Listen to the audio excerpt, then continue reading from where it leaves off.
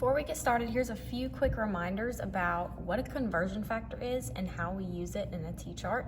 So remember, a conversion factor is basically just saying how many of something are in something else. So we could say there's 1 kilometer in 1,000 meters, there's 12 inches in a foot, or there's 12 eggs in a dozen. There's obviously a lot more than this, but those are just some basic examples. And when we are setting up a conversion, we're going to use the T-chart method. So in the T-chart, you're always going to put your given right here. So that's whatever number and unit you're given in the problem. And then you're going to fill in your conversion factors in each step of the T-chart. It's important to remember that whatever's on the top has to be equal to whatever's on the bottom. So if this is 1 conversion factor, you might need a 2nd conversion factor to go right here, but your top is always going to equal the bottom. The other important part is that your units have to cancel out. So as you can see, my yellow units are diagonal from each other, which means they cancel out. My green units are diagonal from each other, which means they cancel out. And then whatever units I have left that don't cancel out, that's our goal unit. So that's whatever unit we want to end with. So in chemistry, we have a special conversion factor just for us, and that's called the mole. The mole is just another conversion factor. It works the exact same way. A mole is just a special word that means 6.02 times 10 to the 23rd particles.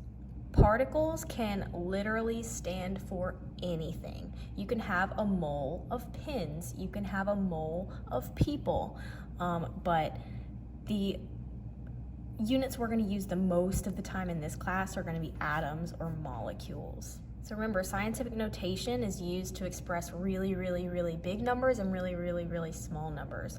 So all that this number is this decimal place moved 23 times this way, which means there's pretty much 23 zeros on the end of this actual number. So let's look at how to solve some problems. So here's our first example. It says how many atoms are in 3.5 moles of carbon. As always, our first step is going to be to fill in our given. So what you'll notice is I have a number, a unit, and I'm going to make sure to put whatever the substance is. The next thing I want to do is fill in my conversion factor and make sure those units cancel out. So I'm going to fill in my units first. So right now my units are moles of carbon. So I'm going to put moles of carbon on the bottom. The question is asking how many atoms. So on the top, our unit is going to be atoms.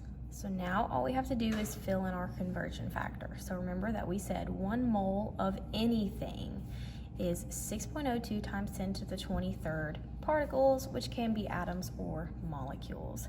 So the 6.02 number is going to match up with atoms or molecules. So that's going to go on the top. And on the bottom, we have moles. So if there's this many atoms in 1 mole, then on the bottom, we just have 1 mole. The last thing we have to do is multiply across the top and divide by the bottom.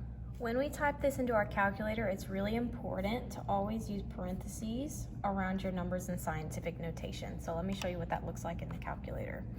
So 3.5, pretty easy, times, and then we're going to start our parentheses, 6.02 times 10 to the 23rd power, close our parentheses. Technically have to divide by 1, which doesn't really do anything, but when we get our answer, this is what it looks like. So this calculator tells us that it's 2.1 times 10 to the 24th. I'm just going to round off to 1 or 2 decimal places.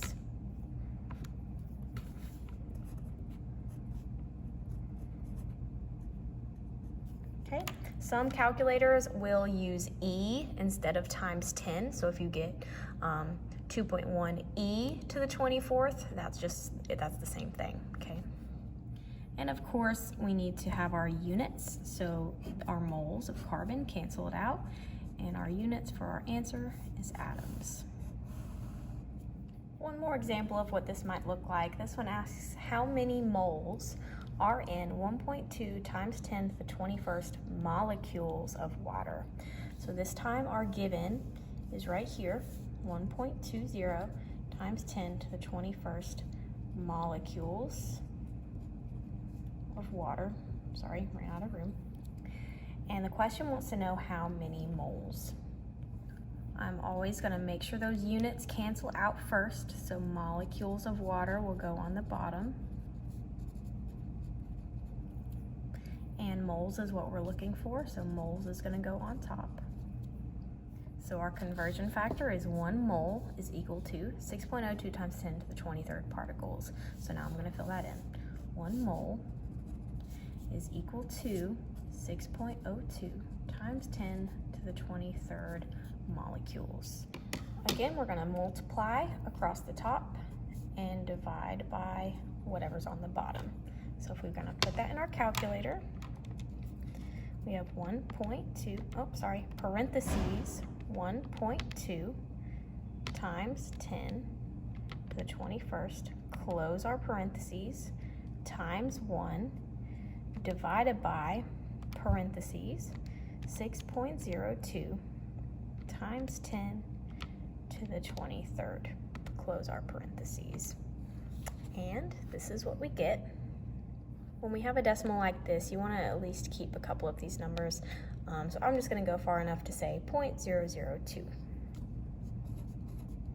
And this time our units are moles. And moles can be abbreviated like that.